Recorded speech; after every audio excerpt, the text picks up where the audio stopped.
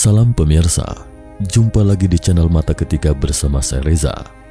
Terima kasih untuk Anda pemirsa setia yang mengikuti dan menonton Inspirasi Mata Ketiga. Pada episode Mata Ketiga kali ini, Mata Ketiga akan membahas tentang meteorit dengan bobot 7.000 ton menghantam bumi dan hancur seketika. Apa yang terbayang dalam benak Anda ketika sebuah meteorit sebesar 7.000 hingga 10.000 ton yang membawa kobaran api di ekornya bergesekan dengan atmosfer bumi dengan kecepatan Mach 54, punahnya dinosaurus atau hancurnya kota? Pada saat orang-orang hanya bisa memejamkan mata sambil menanti bencana, pemandangan berikutnya seketika membuat mereka terperangah karena sebuah benda terbang melingkar yang misterius tiba-tiba muncul dari ekor dan menghancurkan meteorit raksasa dengan kecepatan ekstrim di antara percikan nyala api, sehingga manusia di bumi selamat dari bencana. Pertanyaannya, mungkinkah ada kekuatan misterius yang melindungi bumi? Siapa gerangan mereka sebenarnya? Pada kesempatan ini, Mata Ketiga akan mengupas sejenak tentang meteorit yang nyaris menghantam bumi tempat tinggal kita. Meteorit dari angkasa. Di antara sekian banyak teori tentang kehancuran bumi yang didiskusikan para ilmuwan, teori tabrakan asteroid adalah topik yang tak terelakkan. Asteroid dan meteorit yang jatuh di muka bumi sebenarnya adalah bukti yang tersisa dari evolusi awal tata surya. Singkatnya, itu adalah sisa dari pembentukan tata surya. Sebagian besar asteroid ini berasal dari bahan-bahan padat kecil yang disebut planetesimal. Planetesimal akan bertabrakan satu sama lain dan bergabung menjadi planet besar atau menjadi puing-puing, dan sebagian besar akan berkumpul di antara Jupiter dan Mars membentuk sabuk asteroid yang memanjang. Meskipun asteroid ini mirip dengan planet yang mengorbit matahari, namun jumlahnya yang berlebihan dan perbedaan kecepatannya akan memicu tabrakan antara asteroid dan mengubah arah pergerakannya hingga mengancam bumi. Tentunya masih ada jarak yang relatif besar di antara asteroid tersebut. Ilmuwan menyebut Kirkwood Gap atau celah Kirkwood di bagian tengah itu. Inilah sebabnya mengapa banyak probe antariksa tidak jauh dan di daerah tengah sekitar 2,7 AU Astronomical Unit satuan astronomi dari matahari merupakan garis salju. Asteroid di luar garis ini pada dasarnya padat membentuk air, es, bukan hanya sekedar bintang pengganti. Sebagian besar meteor yang bisa kita saksikan termasuk meteorit yang jatuh ke bumi berasal dari sabuk asteroid ini. Termasuk punahnya dinosaurus juga disebabkan oleh tabrakan asteroid dari sabuk asteroid tersebut. Serangan meteorit. Asteroid yang berpotensi mengancam bumi sedang bergerak menuju bumi dengan kecepatan tinggi. Dalam penemuan astronomi tahunan selalu menempati tingkat derajat panas tertentu. Di penghujung tahun 2019, banyak peramal menyebutkan bahwa meteorit raksasa akan mendarat di bumi pada tahun 2020.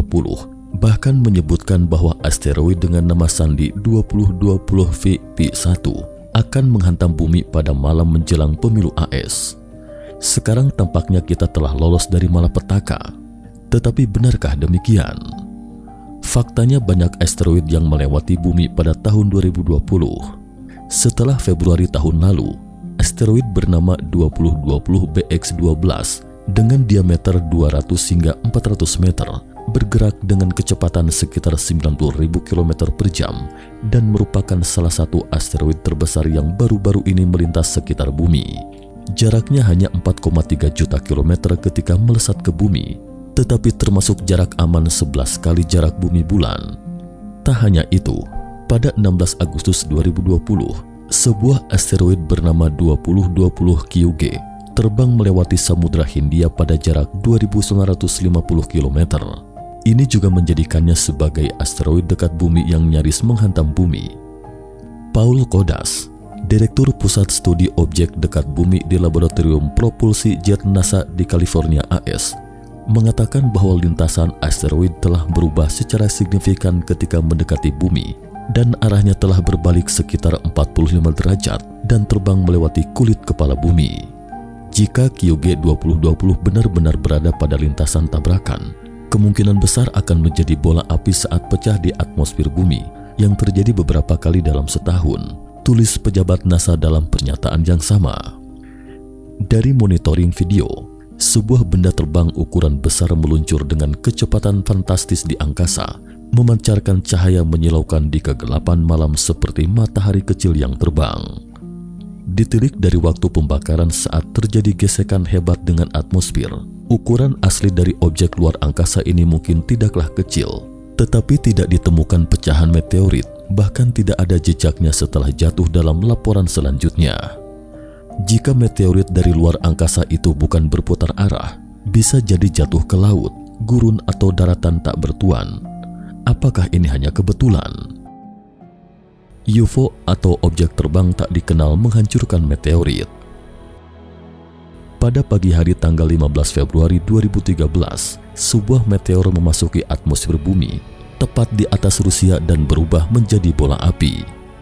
Meteor ini melewati region Ural dan meledak di langit kota Chelyabinsk.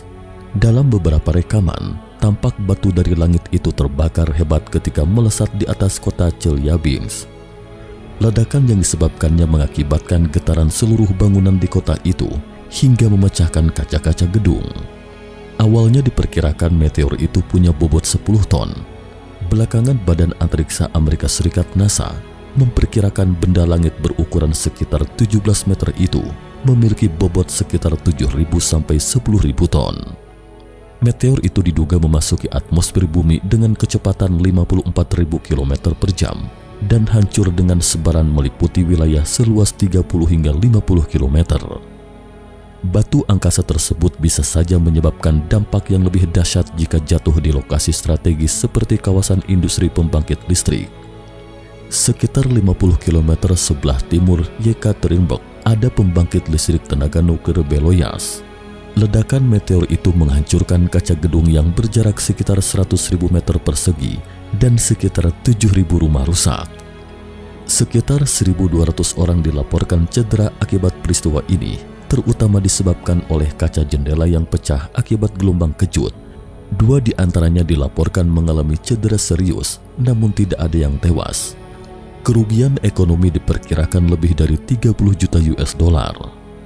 Dilihat dari ukuran dan kecepatan meteor ini setara dengan total energi ledakan 25 bom atom Hiroshima adalah keajaiban dengan dampak kerugian sebesar itu. Apa gerangan yang terjadi sebenarnya? Secara kebetulan sebuah pesawat sipil yang akan mendarat pada saat itu selamat dari terjangan meteor raksasa itu. Penumpang di dalam pesawat merekam momen yang mendebarkan itu dengan kameranya. Dari rekaman video yang beredar di internet saat meteor itu melewati pesawat, tampak cahaya terang yang menyilaukan di luar jendela, kemudian terdengar ledakan keras. Menurut pilot pesawat Alexander, saat itu dia melihat sebuah bola api besar melesat ke arahnya. Meskipun disekat oleh pelat baja tebal, namun dia dapat merasakan gelombang panas dari bola api itu. Dia menyaksikan meteor raksasa itu meledak dan hancur berkeping-keping beberapa detik kemudian.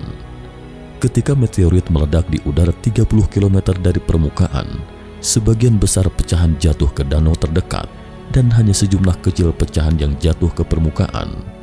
Tapi kenapa meteorit sebesar itu bisa meledak di angkasa? Karena kejadian itu terjadi pada siang hari. Banyak beredar rekaman video dari ponsel dan kamera, dan banyak warga setempat juga sempat mengabadikan momen itu, sehingga banyak data video terkait. Ada yang mengumpulkan video itu untuk diteliti secara seksama dan menemukan kejadian yang mencengangkan. Melalui pemutaran slow motion multi-angle, ditemukan bahwa ketika meteor raksasa itu hendak jatuh ke permukaan, sebuah objek tak dikenal melesat tepat di belakangnya dan langsung menembus meteorit tersebut. Selain itu, meteorit terbesar yang ditemukan kali ini hanya sekitar 2 kg. Diperkirakan ledakan meteor di Chelyabinsk, Rusia itu bukan meledak karena gesekan keras secara alami, tetapi dihancurkan oleh suatu kekuatan luar.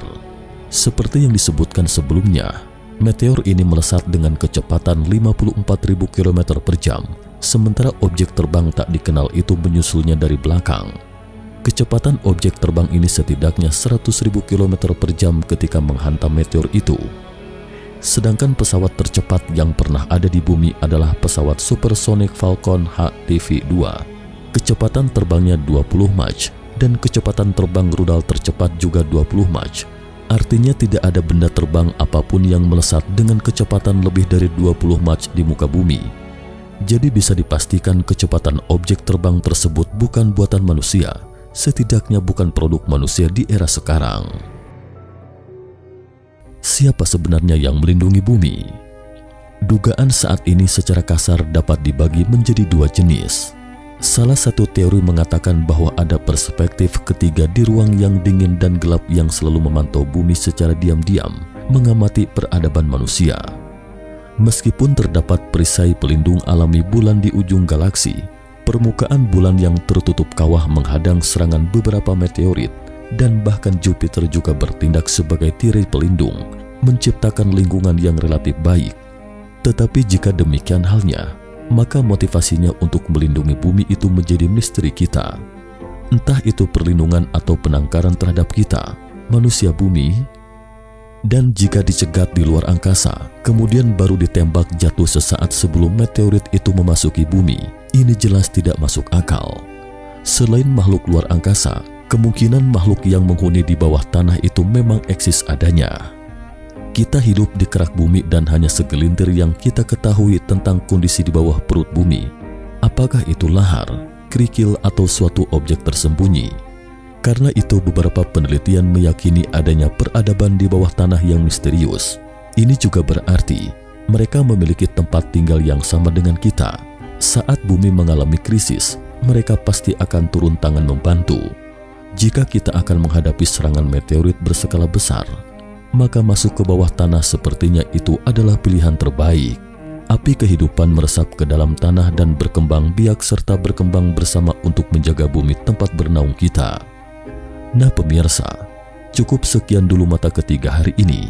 Bagaimana pendapat pemirsa tentang konten video Mata Ketiga? Jangan lupa tinggalkan pesan agar Mata Ketiga bisa lebih baik dan semakin baik ke depannya mengungkap misteri dunia. Terima kasih atas perhatiannya. Sampai jumpa.